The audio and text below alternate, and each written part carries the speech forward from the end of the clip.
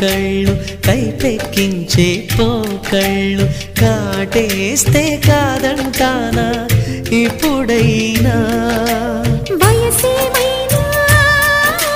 సొగసేమైనా మరపించే మనసేమైనా నవ్వు నవరాత్రి నీ కోసం తీసుకువస్తున్నా మైనా ఏమైనావే మన్మథ మాసం అయినా ఎంతైనా ఇది మెత్తని మోసం